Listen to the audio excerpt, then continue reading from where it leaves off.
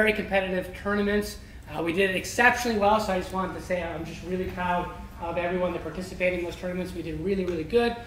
In the Japanese national competition, it was a pretty fierce competition by a lot of those Japanese schools, but we did a great job of being semi-finalists. So that was great. We were also #1 top speaker and #2 top speaker, so I was just really proud of our teams there. Everyone who participated did an excellent job. I'm so proud of everyone. In China, for the whole of China, we were able to compete directly in the semi-finalists, so that was great. We were also #1 top speaker and #2 top speaker, so I was just really proud of our teams there. Everyone who participated did an excellent job. I'm so proud of everyone. In China, for the whole of China, we were able to compete directly in this competition with about 100 different teams in the high school division and 100 different teams in the middle school division. In China, they all had to go to district competitions to qualify, and then regional and provincial tournaments to qualify to make it to the national tournament. We got invited because of the Academy's prestige immediately into the national competition, and we were second place. All the kids in China, only 2 of them were able to outsmart our team in that competition. So we did really well there as well. So I'm just really proud of everyone. So yeah, just Kristen, right? Julie not coming today? Okay, great. Well, Kristen was in the final, so round of applause for Kristen there. And Julie obviously also gets recognition. She was also in Japan, but she's not here, so whatever. But proud of everyone who participated in those tournaments. That being said, even though we're always doing stuff, I think it's just really important to at least once a year kind of take a step back, take a deep breath, and take an opportunity to kind of take a deep breath and refresh ourselves and remind ourselves of what we're doing at this academy, and to take an opportunity to change some stuff up. So some things are going to be different this year at the academy that they've been in the past. So we'll talk about those exciting announcements as well. And I think this is a great opportunity to just remind ourselves of why we're here, as well as who we are in the BC Forensics League out of BC Academy. So curious, why the heck are you guys here? What dragged you out of bed on a Saturday to come to the academy? So you've been doing this for a while though. Did it just happen for you now, Kevin? Why are you here? No idea? How did this happen? Okay, so why not? You've been doing it for a while. Why stop? Okay, I'll take it. How about you, Rose? Why are you here? Well, you've been doing this for a while though. Did it just happen for you now? Why? I'm here now because I like it. You like the steak? Okay. Why do you like coming? Why not? You've been doing it for a while. Why stop? Okay, I'll take it. How about you, Rose? Why are you here? It's fun to scream and argue across the table. You know what? That's fair. I'll take that. That's a lot of fun. It's good. We got a lot of new faces here today. We had tons of new faces this morning. So I have some new faces here. Can everyone just real fast raise your hand just for a second if you're new? Like if you've been here like never before, or like it's fun to scream and argue across. Okay, yeah, look around. I mean, there's like a good amount of you. That's a lot of fun. Maybe it's good. We got a lot of new faces here today. We had tons of new faces in the morning. So I have some new faces here. Can everyone just real fast raise your hand just for a second if you're new? Like if you've been here like never before, or like why do you them? Okay, yeah, look around. I mean, there's like a good amount of you. Maybe a third. You don't know what it's like there, our brand new academy. School. What's your name, buddy? Connor? Why are you here, Connor? Okay, yeah. Fair. You should always be part of the stuff that's good. Why do you them, Connor? Why? Well, you are. You don't know what it's like there, but like, what's team school? Why? Okay. Fair enough. They're liking it. Maybe you'll like it. I'll take it. Sounds good. Chloe, why are you here? Wait, do you like preparing for things? Really, eh? Why? It's like hard work. Why? It's like a habit. Oh, all your friends are here and you seem to enjoy it. I'll take it. That's good. Do you like preparing for things? Karina. Really, eh? Why? It's like hard work. It's like a habit. Oh, all your friends are here and you seem to enjoy it. I'll take it. That's good. Yeah, you like public speaking. So, well, yeah, you're going to be doing some public speaking and debating, that's for sure. Sorry. So that's Karina. What's your name? Why are you, Karina? Kelly. Why are you, Kelly? Okay. Why should she move or what? Yeah, okay, fair enough. Cool. Well, yeah, you're going to do some public speaking. I'll take that, that's for sure. What's your name? Esther. Why are you here, Esther? Kelly, why are you here, Kelly? Ooh, it's Lawrence. Okay. Okay. You're all just copying each other. Jeez. Come on, guys. Have your own reasons for being here. Why are you here, then, man? She liked it, so maybe because Jay was here. I'll take that. That's actually why. Like, I was like, I kind of want to get into debate. I'll make this fast and easy for everyone. Can you raise your hand if you are only here because someone you like is here and they all just copying each other? Jeez. And then I'll just pass you. Have your own reasons. I won't bug you. Why are you here, then, man? I'll just leave it alone. Because Jay was here. You're not sure? Okay. That's actually why. Like, I was like, I kind of want to get into debate. I'll make this fast and easy for everyone. Can you raise your hand if you are only here because someone you like is here and they like it here? As I got used to it. And then I'll just pass you. I'll just bug you. Do you enjoy? I'll just leave it alone. Just talking about what You're not sure? Okay. Why are you here? Advocacy. I like that. That's very creative. I like that. That's a good reason to be here. You just enjoy advocacy. As I got used to it, now I enjoy it. Why are you here? What part of debating do you enjoy? Just talking about what you think is right. Okay, advocacy. I like that. That's very creative. Why are you here? I like that. That's a good reason to be here. You just enjoy advocacy. You can beat him up for it. Like, cool. Aaron, why are you here? Both or just one? Mom? Ah, it's always the mom. It's always the mom. Anyone can sympathize with Jenny? Who's here mostly because they're kind of forced by their parents? Or at least partly. You're forced. Put your hand down, Helen. Who's forcing you? Is it him? Really, Jeffrey? Okay. Anyone else? Aaron? Kevin? Both or just one? I sympathize with that, but I was about your age. It's always the mom. And a lot younger. It's always the mom. Anyone can sympathize with Jenny? Who's here mostly because they're kind of forced by their right away? And then like my mom, put your hand down, forcing me to go to Taekwondo because I like really, Jeffrey? Okay. Anyone else? Probably because like the uniform is expensive. I didn't want to go to the was about your age. And a lot younger. I signed up for Taekwondo and I kind of liked it for a while, but I disliked it right away. And then like my mom kept forcing me to go to Taekwondo. Also, like, could you imagine just how fat I'd be? Probably because like the uniform was expensive. They didn't want it to go to waste. They were expecting me in Taekwondo. I had to go to Taekwondo. That's an extra benefit. Didn't like it. Does anyone have any other reasons for being here? Does anyone have anything other than being forced or your friends? Also, like, could you imagine just how fat I am now? If not to have like anyone have any other reason? Physical activity. I'll keep picking on you unless I hear something. Taekwondo. So anyone? That's an extra benefit. That's good. Does anyone have any other reasons for being here? Does anyone have anything other than being forced or your friends forcing you to be here or wanting to have fun because you're friends? Anyone have any other reason? Why do you feel inspired? I'll keep picking on you unless I hear something. Anyone? I'm Jack. Why are you here? So, like, what about them?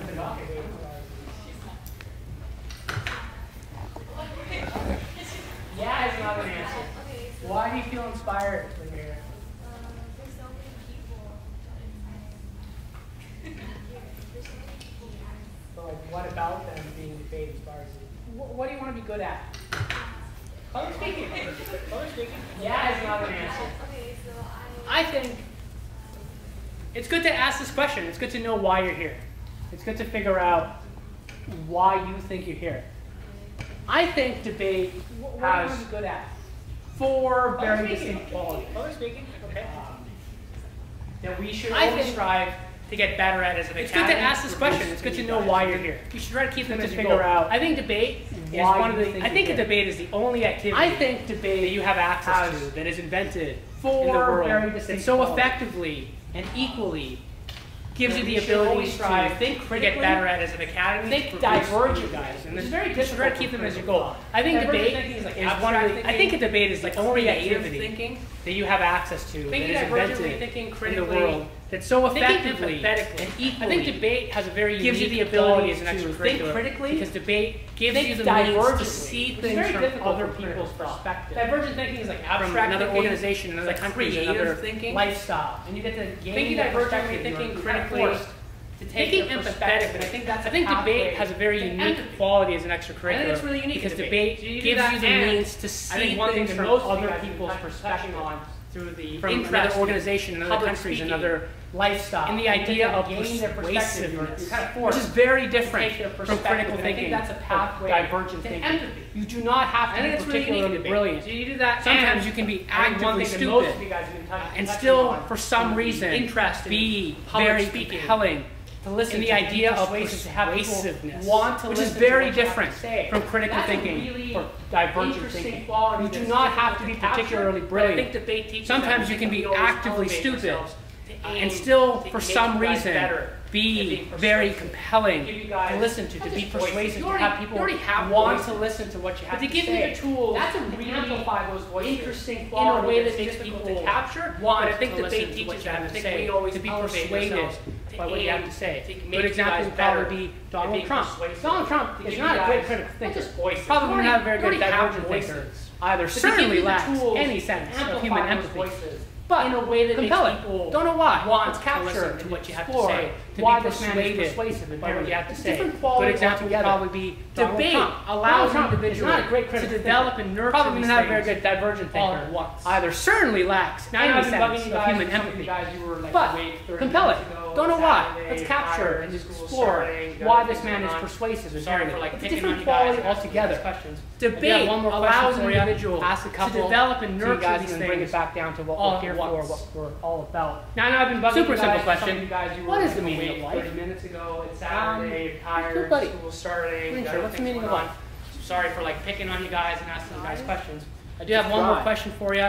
Ask a couple. What do you to mean, guys, though? and then bring it back down to what we're here for, what we're all about. Super simple question. What is the meaning of life? The purpose of life is good to buddy. grow. Green shirt, what's the meaning of life? I think kind of. I think it can be, but I don't really think that's the purpose of life. Like why though? Like why grow? What do you mean though? Plants grow.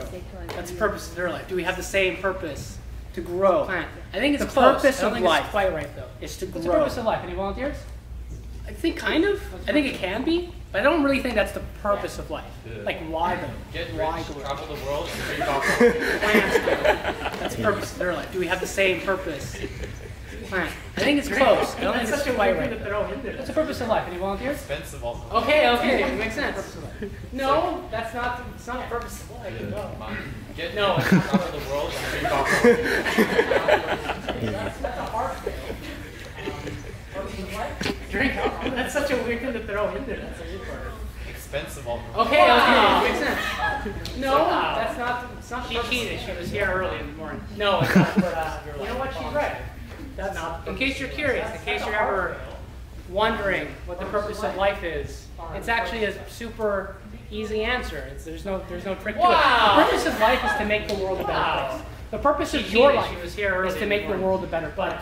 You were born and you will live. In case you're curious, before you die, you will accomplish the purpose of making the world a better place. It's actually a super different. You're all easy answer. There's no trick to it. The purpose of life is to make the world a better place. The purpose of your life is to make the world a better place. You were born and you will live in your own way. And then hopefully before you die, you will accomplish the purpose of making the world a better place. Everyone is different. You're all unique snowflakes. Or by eating a lot of bread, maybe. I don't know. That's up to you. You will make depends on what you're good at, what you're strong at. If you're successful, the purpose of your life is to make the world a better place. Each and every one of us is born into a polluted world. You could make the world a better place by it's just garbage. Opening a bakery or by eating a lot of bread, maybe. I don't know. That's up to you. It depends on what you're good at, what you're strong at. But the purpose of your life is to make the world a better place. Each and every one of us is born just a little bit less painful, and hopefully a little bit less polluted than when you were born. You do that, you fulfill the purpose of your life. Before you die, obviously you have great purpose of your that are born so that you can make the world control whether you're a great person. Just a little bit incredible and less painful, and hopefully a little bit less polluted than when you were born. You do that, it doesn't matter how weak or limited you are. Has a obviously, you have great people to make that are born. You can't always control whether you're a great person. They are incredible in how much they are able to make the world a better place. We have a lot of every one of us. It doesn't matter how weak or limited you are. Has a responsibility. Doesn't matter what language you speak. A little bit better. None of it matters. Like I can't really think of too many things that matter in terms of things you don't have control over. That influence